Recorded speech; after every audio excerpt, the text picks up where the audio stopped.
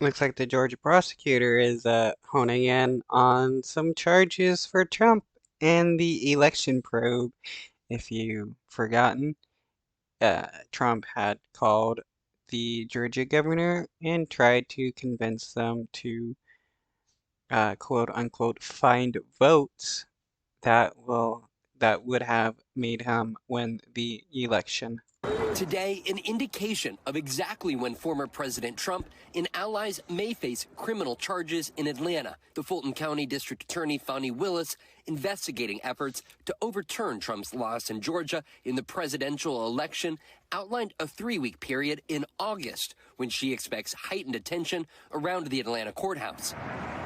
The DA's investigation is vast, from a Rudy Giuliani-led legislative hearing focused on false statements about the election. This election was a sham. To Trump's infamous call to the Georgia Secretary of State.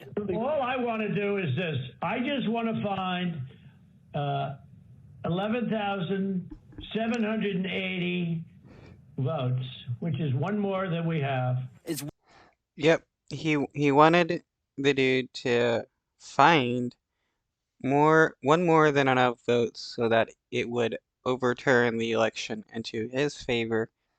And it's hilarious because it was recorded on it's recorded, and there's no way for him to like weasel out of him trying to interfere with the election. Well as an alleged scheme to replace Joe Biden's Georgia electors with fake Trump electors.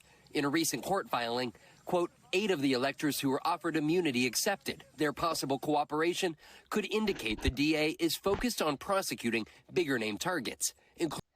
I hate that these people were given immunity for hoping get charges on other people.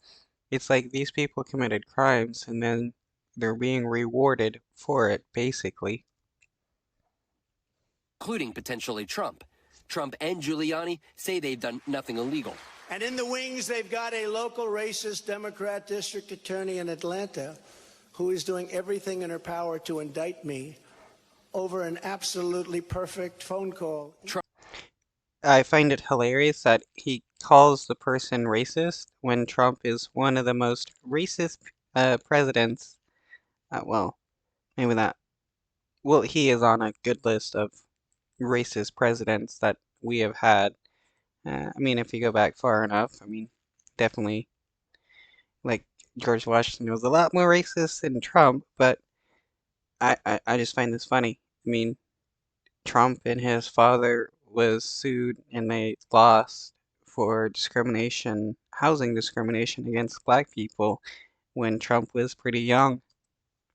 Trump repeatedly attacking the district attorney with unfounded claims, even calling for her ouster from her job. This spring, his attorneys filed a motion to put a kibosh on the investigative report put together by the Georgia Special Grand Jury that interviewed more than 75 witnesses and recommended yet to be disclosed criminal charges. One of their reasons? Claims that jurors have inappropriately talked about their deliberations, including the foreperson who foreshadowed who may be charged in an interview with NBC's Blaine Alexander.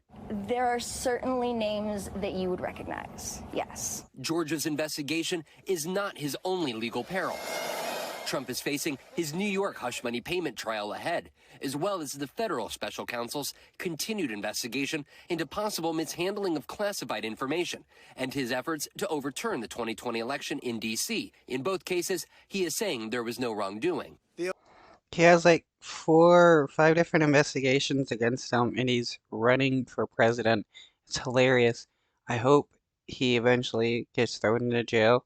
Any other person would have been thrown into jail a lot sooner than this.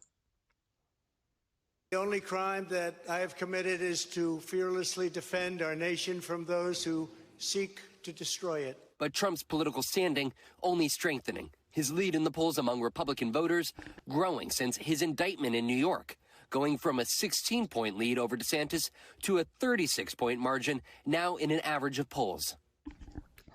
Well, I guess DeSantis should start doing some crimes. The human trafficking of migrants is not boosting his polling numbers. Maybe he should start shooting some people. And now, Gabe, NBC News anticipates both Senator Tim Scott and Governor Ron DeSantis will make their formal presidential campaign announcements next week, adding to what is becoming a crowded GOP field to challenge Donald Trump.